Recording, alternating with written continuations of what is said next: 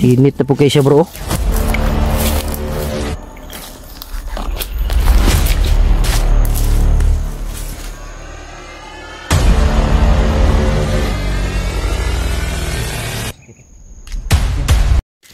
Yun mga idol,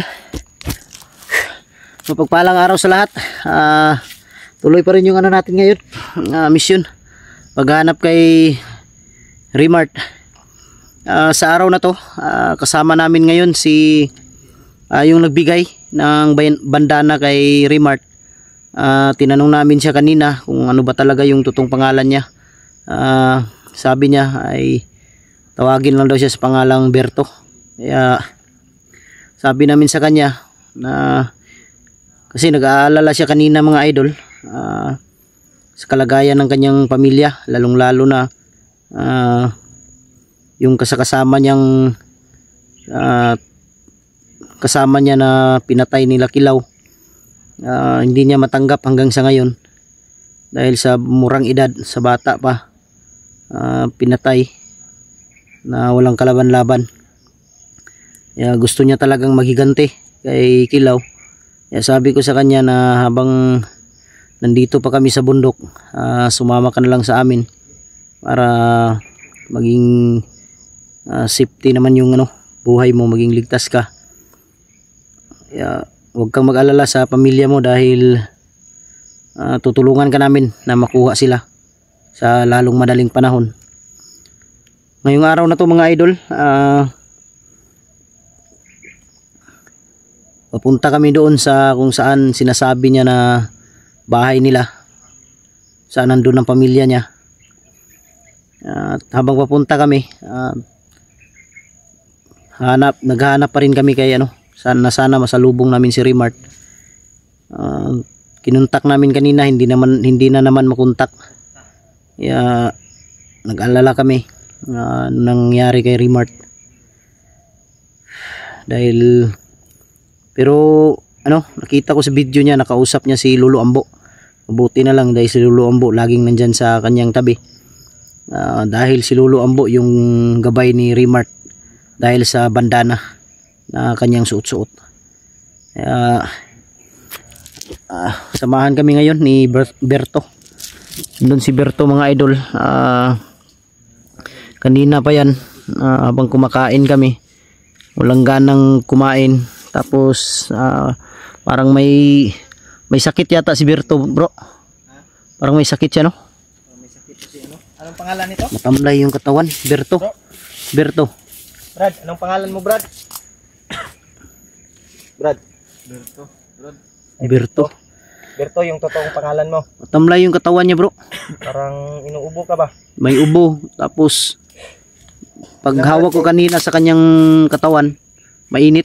Mainit yung May lagnat yata si Berto. Buti na lang may gamot ako dito sa bag kanina. Pinainom ko siya. Pagkatapos yung uminom, pinagpawisan siya. Okay ka na, Brad? Anong nararamdaman mo, Brad? Sa katawan mo? Okay naman. Okay na? Pinainom ko kanina ng gamot mga idol.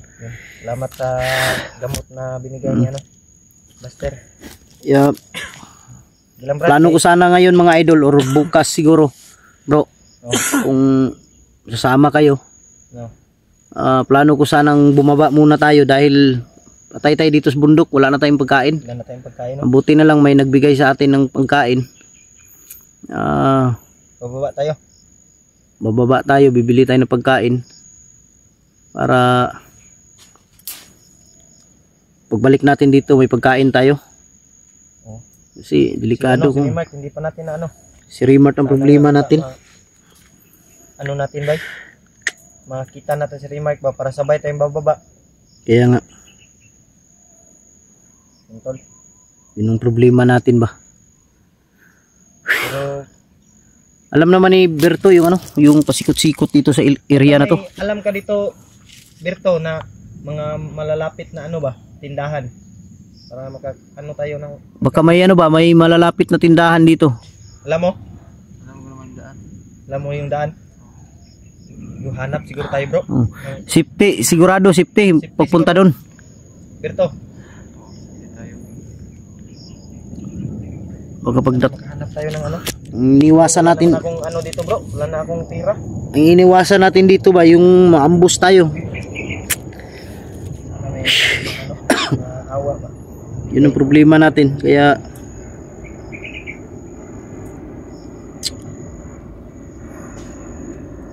Yun, may aeroplano. si Remart lang yung ano talaga kung saan si banda. Pero hindi siguro tayo bababa bro. Ha? Hanap na lang siguro tayo ng malalapit na ano dito. Kasi alam niya yung mga pasikot-sikot dito ba? Tindahan. Pwede. Babalik tayo. Agad. Kailangan natin maano si Remark bay. Ako alanganin din akong bumaba. Hindi tayo Dahil mahirap kung bababa tayo tapos si Remart nandito na iwan. dito pa. Dapat kung bababa man tayo, sabay-sabay tayo ba? Sabay gani. Dapat ang plano na to ano yung plano natin ngayon. Siguro si Berto ang ating utusan. Pwede. Maghanap ng pagkain. Pagkain. Bro. Di sa akin kasi Alam niya yung pasikot-sikot dito. sa aking ano kung makita na natin si Remart, kung makasama na natin si Remart, Pwede na tayong bababa. ang ano ko na mapokus tayo sa ano ba, sa pamilya niya. Yung gani. Yung sa pamilya ni ano. Berto. Unahin muna natin ang pamilya niya dahil nakatulong siya sa atin. Oo. Ako na problema din ako sa pamilya ni Binji. Nawala na sa focus kaya Oo. dapat may rescue din yun dahil parihong nanganganib yung buhay nila. Daming mga Wala naman tayong, hindi tayo dapat pumipili ng tinutulungan natin. Oo. Kung sino yung mauna, yun ang mauna. Yung unahin natin. Kasi kawawa din yung mga bata yung mga anak ni Binji. Kailangan natin makuha yun. Problema lang si Berto. Nandito na si ano, Berto. Yung pamilya din niya ba? Delikado yung kalagayan. Delikado yung kalagayan dahil alam ni Kilaw na, sigurado ako alam na ni Kilaw ngayon na tumulong siya sa atin. Oh, nakita na Oo. ni ano yan. Kilaw yung mga, Kaya yun ang yun sa mga sabi ng mga supporters na dapat daw hindi daw natin i-video yung ano, yung pamilya niya ba? di mga idol, pasensya na kayo talaga. Hindi natin Kailangan talaga naming mag-video dahil alam nyo naman na dyan kami kumikita. kita ba? Kahit naman hindi namin i-video mga idol, nalalaman talaga nila yung bawat galaw namin. Namumonitor na kami. Monitor na kami dito sa ano. Dahil alam na nila kung saan kami dadaan. Dahil sa tagal na namin pabalik-balik dito sa bundok. Alam na nila kung saan kami dumadaan, pasikot-sikot dito sa bundok. Kahit doon pa ako sa ano. Ano yan, Berto kasi bandido to. Kahit yung nandun pa ako sa ano bro. Doon pa ako sa Mount Banwag. Oh. Kahit hindi ako nagbibideo pag umaakyat ako. Alam talaga nila. Dahil lagi silang nakaabang, nakamonitor. Alerto sa bawat ano. Kaya si Berto lang. Tanaw na bro. Ha? Relax dia, Brad. Pwede mo ka mo higda dia, Brad. Basig di mo kaya ba simong lawas dili sa tanto pugsog lakaw. Sandig sa diya, sandig. Baka hindi kaya ng kanyang katawan mga idol. Hindi mo na namin pilitin maglakad dahil baka anong mangyari ba. Berto may ano may iniindang sakit. Relax lang muna. Inuubo. Kahit na mag-upo lang tayo dito, importante safety ka. Safety ka oh. Hindi ka ano Pwede kaysa palakad-lakad tayo diyan, ano pang mangyari sa iyo? Di mo yung ubo niya ba? Yung ubo niya mga idol, sobrang tigas. Kanina grabe. Yung mga ano niya, init yung ano niya. Tapos yung katawan niya init. Kawawa naman to si ano. Ano to bro? Sa tingin ko sa kanya bro, parang ano siya. Yung lagnat niya nasa ilalim. Tapos patay. Sumusuka na naman yan si Berto, bro. Ha? Sumusuka. Kailan ka, Brad? Kailan ka, Brad? Ay, sumusuka na naman mga idol. Kanina pa to suka ng suka ba? Init na po dyan? Saan yung ano niya? Wala man dahil yung sinilas. Wala na yung sinilas niya. Naputol kanina. Putol yun kanina. Delikado to ba? Baka may mga tinik dito ba? Inom ka ng ano, tubig. Inom ka muna ng tubig. Init na po kayo siya bro. Init yun oh. Umuubo pa. May sobrang init niya mga idol. Saan mo itong ngita? Kasi may hampol na to na bro. Ay Brad. Bro. Oh. Ngita tagpuan bro, ihampol na to siya bro. Tayo ng ano, hampol. Baka Yung ilapat mga idol, yung dahon. Wala akong nakita dito. hirap hanapin yung dahon. Ito yung ano, hagunoy baka tambal to. Ito no? Baka pwede siguro to ng ano. Ano lang bro. Problema wala tayong lighter dito. Ha? Baka may lighter ka dyan. May lighter ako. Dala-dala. Ano lang ba, iinit mo tapos ilagay sa dibdib. Yes. Tapos sa likod. Para ano lang ng ano ba. Hanap tayo ng Maghanap tayo. yung malalaking hagunoy bro. Kuha ka akong plaster dito ng ano. Okay bro. Wala namang dahon ng... Ay dito bro. May dahon ng bayabas bro. Okay, yan. Pwede yan. Ay lagliyok Brad. Huwag ka lang malaw. Saan mo sakit mo Brad? Ulo ko. Dibdib mo, dibdib. Sobrang sakit mo ng kanyang ulo mga idol, tapos yung dibdib niya. Hindi siya halos makahinga. Kanina pa yan. Habang kumakain kami, hindi niya mga 3 subo lang yata yan. Hindi na siya kumain kasi wala daw lasa yung pagkain. Ubarin mo na lang yung ano Brad. Dahil yan lalo nakapag-init sa katawan mo ba? Yung jacket mo. Pwede mo nang hubarin yan. Para hindi masyadong mainit sa katawan mo.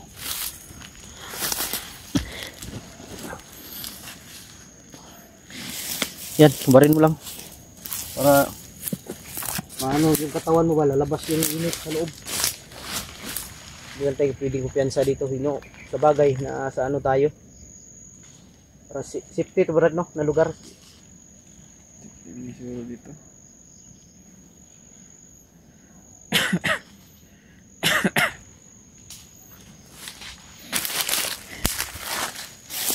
Kasi namin pwedeng pabayaan to mga idol dahil malaking tulong to sa aming taong na to, dahil siya yung dahilan na kung bakit nailigtas si Remart sa kapahamakan dahil sa bandana.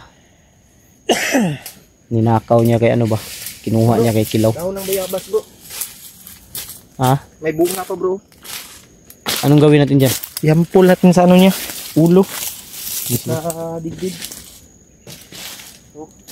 Sa dibdib lang siguro bro. Dahil sa yung Bunga pa oh. Sarap to ba? yung reklamo niya talaga, yung reklamo niya bro, dibdib talaga. Ang bayabas na to. Dibdib yung reklamo niya bro. Bayabas bro. Sakit siguro yung ubo niya. Ha? Nahirapan daw siya huminga. Siya baso. Bigyan natin ng ano. Maganda to bro kasi malamig to. Yung pudlot ng bayabas ko.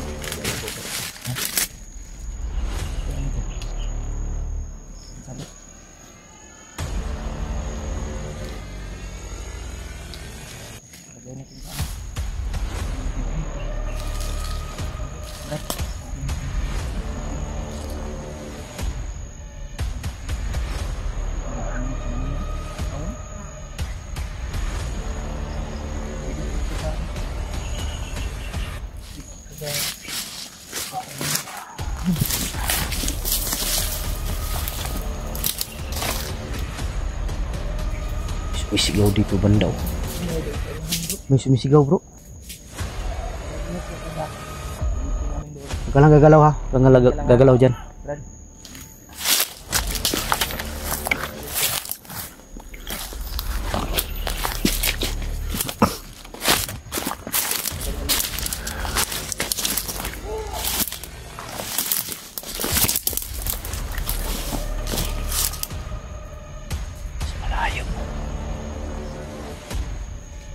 Sa malayo yung sigaw. Bro, malayo yung sigaw bro. Malayo, hindi ko alam saan direksyon. Ang banda kaya yan. Malayo talaga bro.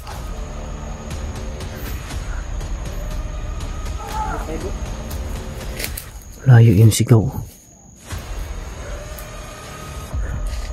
Ako si Rimart siguro inahabol na naman.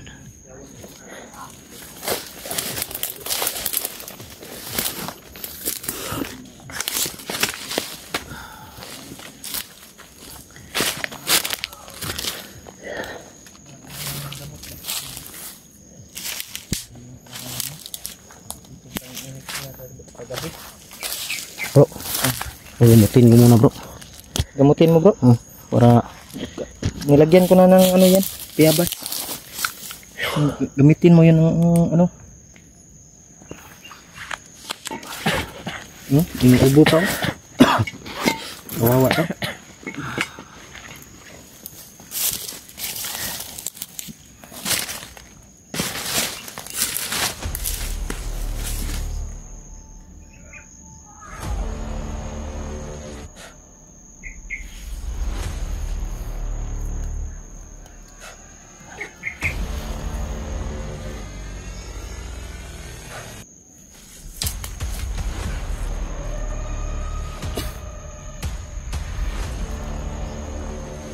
Ang init bro.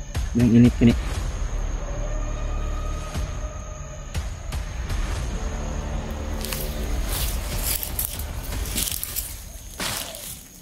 Bayabas yun.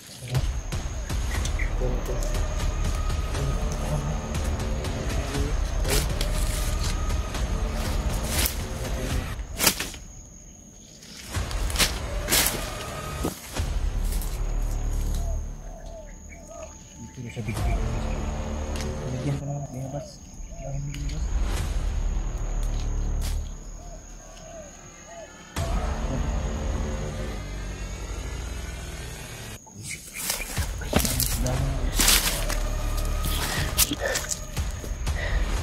Putik kami, may sigawan talaga. Damay.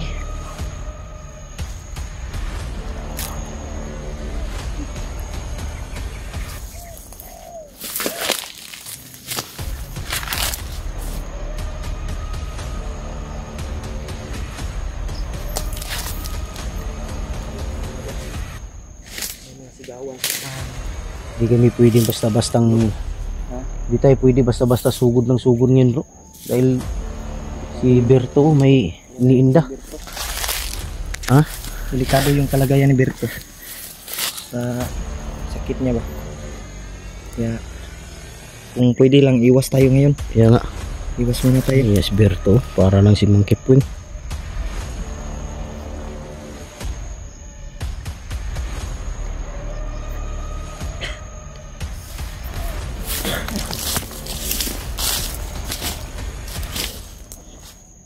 Sigawan din sa unahan. Tawa ko kay Berto mga idol, ginawa ni Juliong Monkey Pwing. Di, pero ano yan mga idol? Ano ba? Nilagyan ni Julio yung ulo ba ng dahon ng bayabas para sipsipin yung init. Palayo tagamay dre. Ha? Palayo tagamay. Kay murag delikado ta dre bay. Balhinta. Balhin ta. Kay Tayo ng ano, area. tata dito ta sa unahan.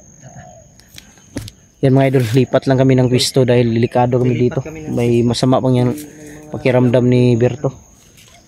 Tata bro. Dito agi bro.